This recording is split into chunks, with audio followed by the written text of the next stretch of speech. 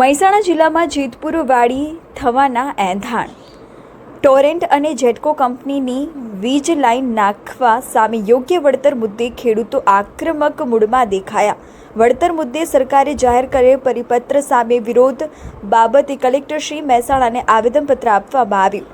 ખેડૂતોએ રાજસ્થાનમાં અપાતા વળતરની સરખામણીમાં 4 ગણું વળતર અથવા કાયમી ભાડાની માંગ કરવામાં આવી। વીજ લાઇનો પસાર થવાથી જમીનોના ભાવ ઘટી જવાથી ખૂબ મોટું નુકસાન ભોગવવા મુદ્દે પણ રજૂઆત કરવામાં આવી।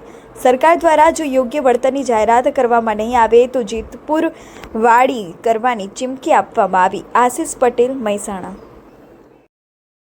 પટેલ હસમુખભાઈ। હસમુખભાઈ, અહીંયા કેમ તમે ભેગા થયા છો અને શું કારણ?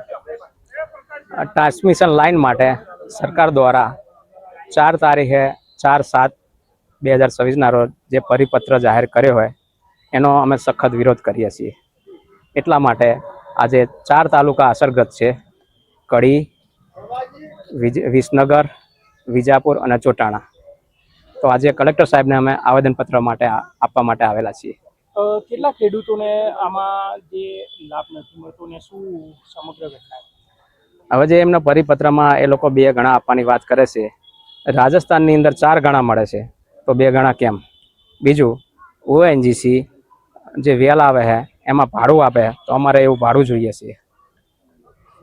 કઈ કંપની દ્વારા ત્યાં રોકાણ કરવામાં આવ્યું? કડી તાલુકાની અંદર જેટકો અને ટોરેન્ટ, બાકીના તાલુકાની અંદર જેટકો આવે। તમારી વાત શું છે? અમારી વાત એક જ છે કે આ પરિપત્રનો અમે સખત વિરોધ કરીએ છીએ। નવો પરિપત્ર ખેડૂતલક્ષી જાહેર થવો જોઈએ। તમારી માંગો શું? અમારી માગો 2 માગ અમારી છે: ભાડું અથવા 4 ગણું વળતર। જે ખેડૂતને ભાડું જોતું હોય એને ભાડું મળવું પડે, જે ખેડૂતને 4 ગણું વળતર મળવું જોઈએ। અને ફર્સ્ટ એમાં ઉલ્લેખ હોવો જોઈએ કે 25 વર્ષ સુધી લાઈન રહેવાની છે, ત્યારબાદ પછી શું એનો કોઈ પત્રમાં ઉલ્લેખ નહીં કર્યો। અને એમાં આરઓઈ દર્શાવ્યું છે, આરઓઈ સિવાયની પણ જમીન ખેડૂતોની એક્સ્ટ્રા જમીન ઉપયોગ કરવામાં આવે છે એનો પણ એ પરિપત્રમાં કોઈ ઉલ્લેખ કરેલો નથી। તો એ પણ અમારે જોઈએ લેખિતમાં। અમે માર્ગ નહીં સંતોષાય તો અમે આગ્રહ આંદોલન પણ કરીશું। જેતપુર વારી પણ થશે। શું નામ તમારું? મારું નામ બાબુભાઈ વીરદાસ પટેલ, ગામ જેતલવાસણા। અમારા ગામમાંથી 400 kV ની હેવી લાઈન જાય છે જે જેટકો નાખી રહી છે। હવે માનો કે મારા ખેતરમાંથી એ લાઈન એક થાંભલો આવ્યો એટલે 4 ખેડૂતોને જો છેડા ઉપર આવતું હોય તો 4 ખેડૂતોના આવે અથવા તો એક ખેડૂતને 4 થાંભલા આવે।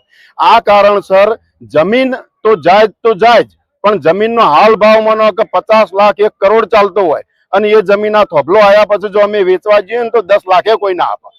તો અમારે આ 90 લાખ રૂપિયાની અમારે વળતર જોઈએ। આ વળતર એ છે કે અમારી જમીનની હાલ વેલ્યુએશન શું છે, એ વેલ્યુએશન ઘટી ગઈ। કેટલી ઘટી ગઈ? માનો કે 50 લાખ ચાલતી હોય અને એ ઘટીને હાલ હું વેચવા જઉં 10 લાખ આવતા હોય તો મને 40 લાખ વળતર મળવું જોઈએ। આ વળતર અગત્યનું છે, કારણ કે માનો કે સરકાર એમ કહેવા માંગતી હોય કે ભાઈ જેટલો ભાગ ગયો એટલા ભાગના અમે જંત્રીના 4 ગણા 10 ગણા એ પહોંચાય નહીં। મૂળ વાત છે એના વેલ્યુએશનની હાલની, અને એક આખા ખેતરની વેલ્યુ ઘટી જાય એના કારણે એમાં ના અમે એને કરાવી શકીએ, ના મકાન બાંધી શકીએ, ના ઊંચા ઝાડ વાવી શકીએ, આવું કઈ જ ના કરી શકીએ। માટેનું આ વળતર જાણે હાલ અમે વેચવા બેઠા હોય એ જમીન અને જેટલી કિંમત આવતી હોય એટલી કિંમત અમને મળવી જોઈએ। આ મારી માગણી છે। આગળની રણનીતિ એ વિરોધ થવાનો અને સમગ્ર આખા જિલ્લાના ખેડૂતો આમાં ઉમટી પડવાના। શું નામ કાકા તમારું? મારું નામ બબલભાઈ વીરાભાઈ પટેલ, ગામ જેતલવાસણા, તાલુકો વિસનગર।